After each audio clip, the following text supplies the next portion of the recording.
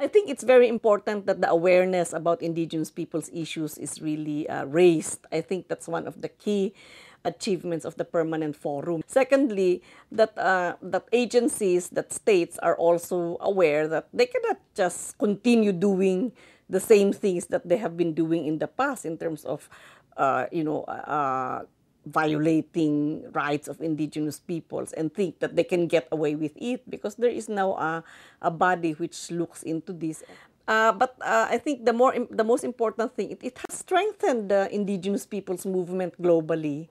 Because the people who come here are representatives, leaders of Indigenous peoples movements at the local level, at the national level. So when they come here and get together and share all these issues, I think they get more empowered because aside from the formal sessions that we hold, it's really a way of networking, where Indigenous peoples come together, they meet all these UN agencies, they complain about how insensitive the UNDP is, for instance, in Ecuador, and therefore they bring it here. So those are the kinds of achievements that I think we have gained, which is very important for Indigenous peoples.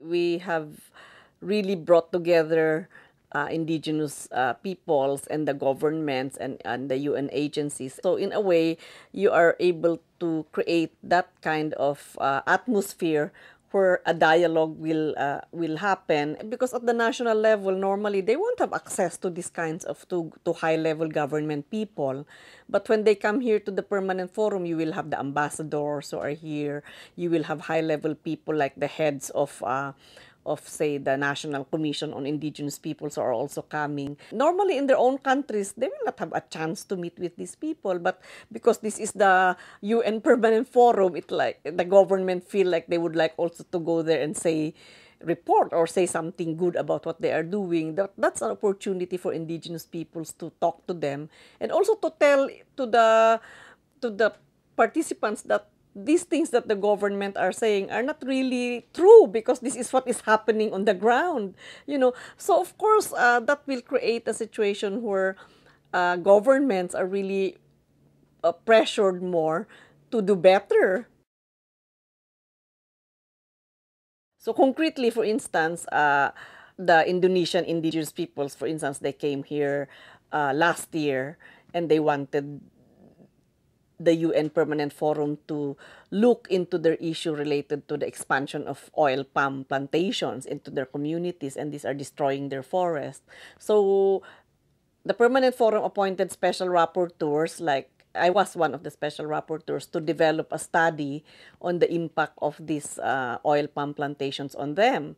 And then so we presented the study last year, and then the indigenous peoples of Indonesia used the study to bring a complaint before the Committee on the Elimination of Racial Discrimination, saying that this is the problem that we face.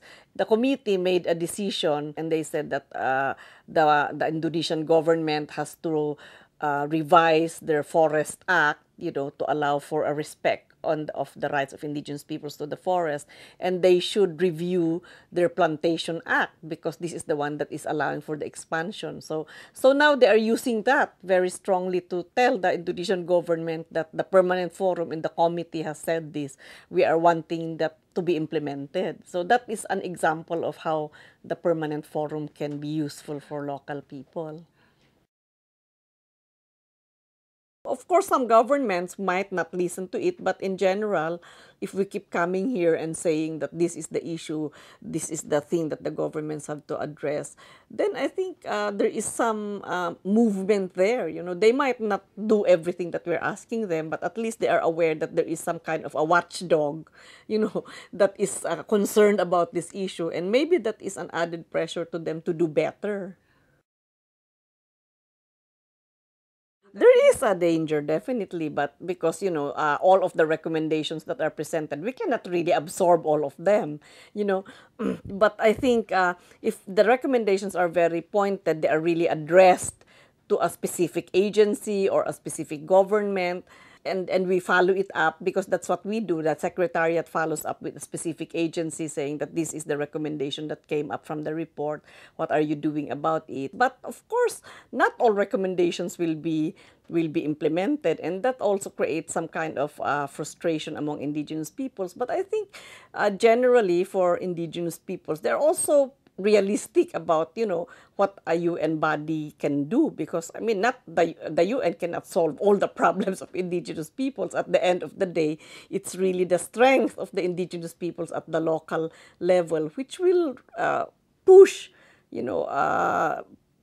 states and UN agencies to address their issues. So it has to be seen as one mechanism, one tool, but it should not be seen as the solution to the problems of indigenous peoples all over the world.